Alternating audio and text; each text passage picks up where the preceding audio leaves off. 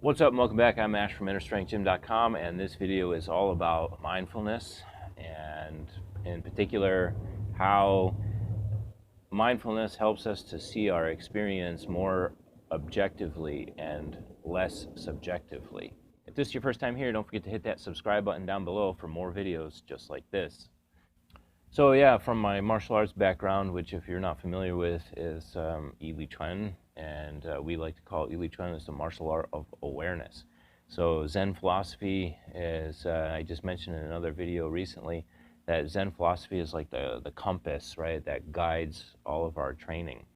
It's all about mindfulness, okay, and attention.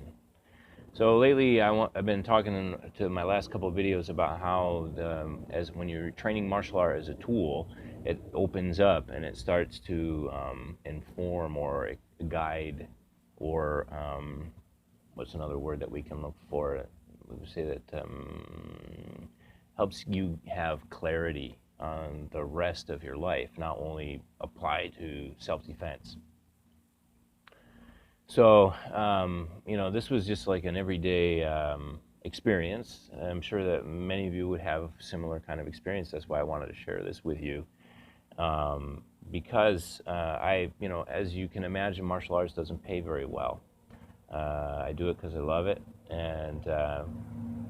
but that means that I still have a day job, just like the rest of you guys. And so I chose a day job in particular that would be very flexible, so that I was still able to travel for martial arts if I have to teach a workshop.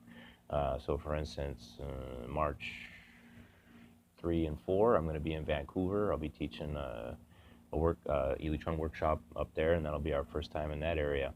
So anyway, it's getting a little off topic. The point is that I had a few minutes, so I stopped to grab an egg sandwich to get a little bit of breakfast in me. So I'm, munching away, and I'm enjoying my breakfast, and I get to where my equipment is parked, and I go to start my equipment, it wouldn't start. And a lot of times I'm on a time limit. You have to be at different places at the right time, and so immediately I had a little bit of a stress response. But almost as fast, and I recognized that, because I'd had a mouthful of food, right? I'm enjoying the taste of my mouthful of food, but as soon as I had that stress response, I noticed that it had changed the taste of the food that was in my mouth, and I had like an epiphany about how much of our experience is actually completely subjective.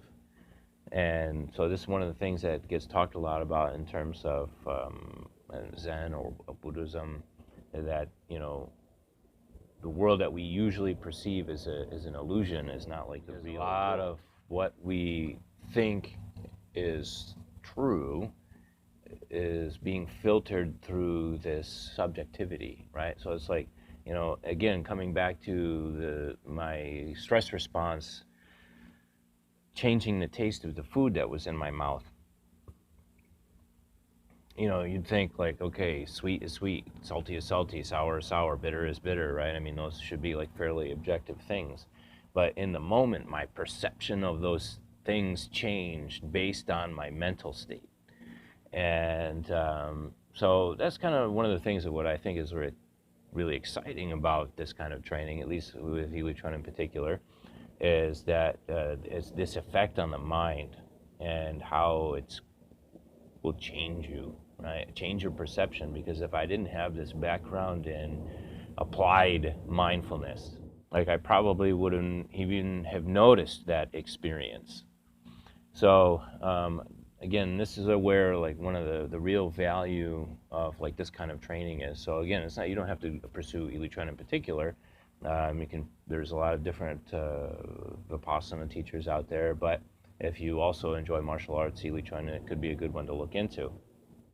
So yeah, because with Yi Li Chuan, it's like we're talking a lot of about neutral. So it's a mental neutral and physical neutral. Mental neutral means like this state of like the mind is like a mirror that is only reflecting back what is there. But I think it's kind of interesting because in this particular case, it was like I had another sense involved beside.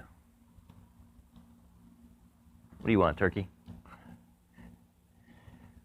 I had another sense involved besides just for instance, if you're not familiar with in Buddhism or Zen, they talk about the six senses, right? So there's touch, smell, sound, taste, sight, and also the mental state. So the mind itself has feeling, right? And so, but in this case, because I had another sense that was involved in the experience directly outside of just the mental state, that I think it gave me the contrast to see that my mind had shifted away from neutral, that I had this emotional response to this external stimulus that was changing my subjective experience of the moment. And but because I have had the experience of this mindfulness training now, that I recognized it based on taste, and it snapped me back. Like immediately, I lost that emotional reaction to the situation.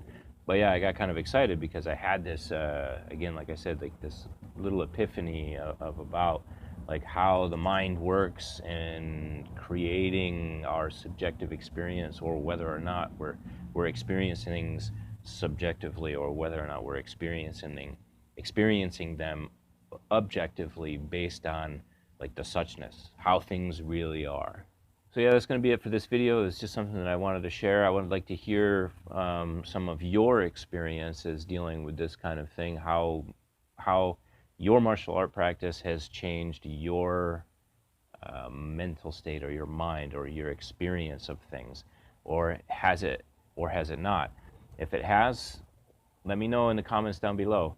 If it has not, you can always share that experience with me too. Don't forget, I have a variety of coaching programs available. If you'd like to work with me one-on-one, head over to InnerStrengthGym.com and check those out.